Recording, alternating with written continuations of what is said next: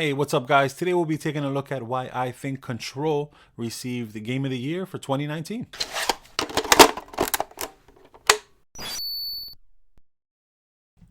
Alright, so how could a game with the blandest of graphical styles and just generic shooter gameplay and some sci-fi elements here and there be awarded Game of the Year? What makes this game special beneath that sterile office building graphical style? And that's where I want to start. You'll spend 80% of your time in Control roaming around office buildings. The federal building of Control, to be exact. And you sort of just arrive at this place with no real purpose. Yes, it's one of those games. Story elements will be thrown at you at random. Oh, and as a side note, the terms that this game throws at you.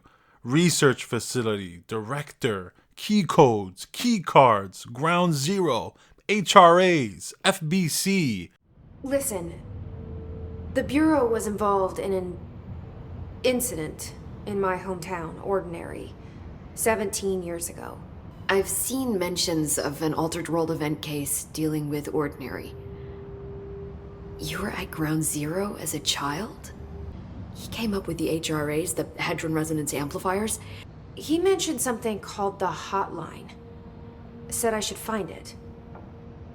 It's another object of power, like the gun, an old Bakelite telephone, a direct line of communication between the director and the board. Maybe he can talk to you more clearly through that. I mean, Trench has years and years of experience. He might know how to destroy the hiss.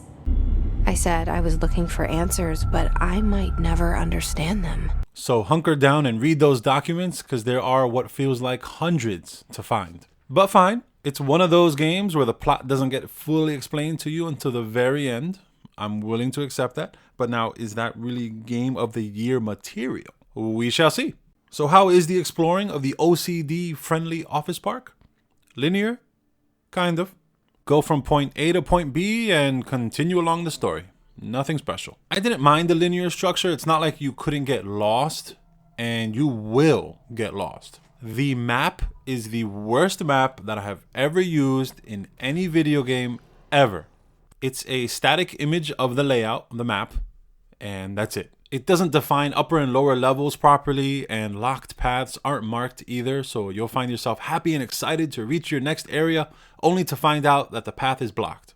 Honestly, you're better off using the road signs, which are very clearly labeled, might I add, to navigate instead of the map. I should note there is a fast travel system, which I personally didn't use much, only a handful of times when you really had to, story-wise, but it's not like you have to rely on fast travel. So points there. Okay, so how's the combat? We get put into the astral plane, and that's where we find our first gun. By the way, the astral plane is sort of like the game's gimmick. It's where the sci-fi elements shine through. So there is no ammo to pick up in Control. Every gun has a set amount of ammo in a certain clip that once you spend that, you need to wait a certain amount of time for that clip to rise back up, and you can use that whole clip again. So essentially, infinite ammo. Eventually, you'll unlock telekinetic powers as part of your skill set to launch objects at enemies, and you can take down their shields this way or just cause general damage. So it's pretty cool. You're gonna have to learn how to incorporate your telekinetic powers into your gunplay and learn how to manage both the energy and ammo meters. Whatever you do, don't die. I'm serious. When you die, you will get sent back to your last checkpoint. Not bad, right? Wrong.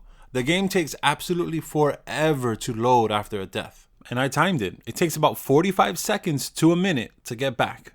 It doesn't stop there. You're gonna have to run back all the way back to where you were. That's if you remember how to get there. And don't get into a firefight on your way back. Plenty of times I found myself in a firefight only to get turned around again. There's several guns to unlock and mods to equip. No doubt you'll find a combo that works best for you. I stuck with the regular pistol for accurate DPS and the shotgun type gun to take out enemy shields. On top of that, there's mods to find and equip for your own character, like plus health and plus energy and more. You'll run into a few boss battles here and there, but the game's true idea of a challenge is just to throw waves and waves of enemies at you. The enemy AI varies from decent to very good, which is good because I was expecting enemies just to walk towards you, shoot, and you just take them down. But what happens is the enemies will hide, they'll use their certain abilities, they'll throw things at you. So it actually turns out to be very interesting combat. For example, there's an enemy I just could not defeat. It kept flying around, regaining its health. I'm pretty sure I had to find the person that was healing it, but I couldn't. So I finally took it down. So things like that result in a very rewarding experience. Next up, puzzles. You'll be happy to hear most of the puzzles are environmental, so getting used to your surroundings is key. And of course, there are simple puzzles with stuff like powering on circuits. By telekinetically grabbing a power core and placing it into its socket will result in powering on the device and therefore solving the puzzle. Simple stuff, but it breaks up the fighting. There was one puzzle, however. The punch card puzzle, where you had to read the doctor's notes and figure out the order where the punch cards go. It was dumb. I did not feel like doing this. It all amounts to just holding square to continue. That's not fun game design for me. It's not 1993 anymore where we're on PC clicking around things, figuring out puzzles. The astral monster that you had to fight a few chapters before this is a better example of a puzzle you need to figure out, using the space around you and being able to trap it in the room and figuring that out on your own. But anyway, this puzzle had nothing to do with gameplay or the game itself. It felt so far removed, almost like a worksheet you get in school or something.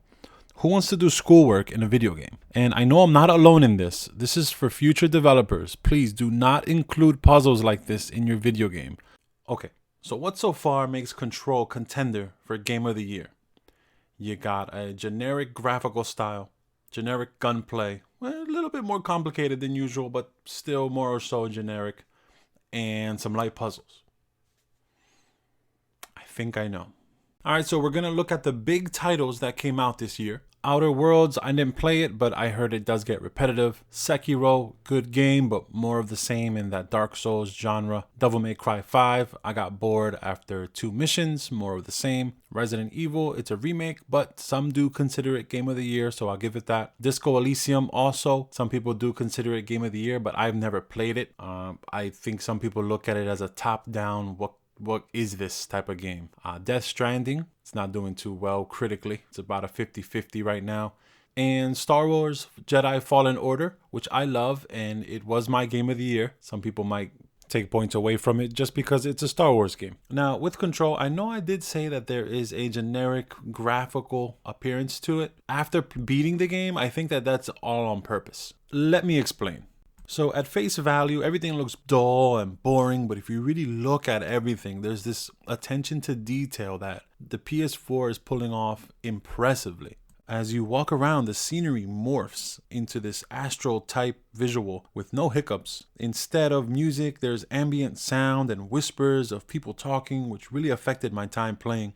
I felt like I was losing my mind at certain times. So I guess the best way to describe it is a slow burn. As you play, you really do get to appreciate all the minute details that go into office supplies, the carpet design, the wallpaper, the hotel sequence. I love that hotel sequence. I think there's a lot of detail involved in there. And like I said earlier, you don't really understand what's going on with the story too much since it throws so much at you all at once.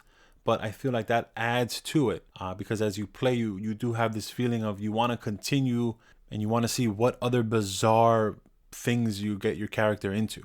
There's also this shadowy figure that makes his way into the visuals, which creates a whoa, what's happening here type feel. And projector videos with a funny scientist explaining his discoveries.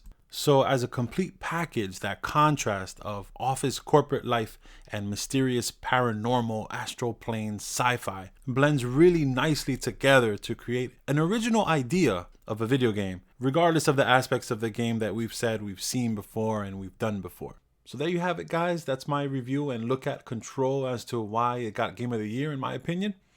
I do think there is definitely an original experience to be had. If you haven't given Control a shot, definitely pick it up. That'll do it for today's review. See you guys on the next one.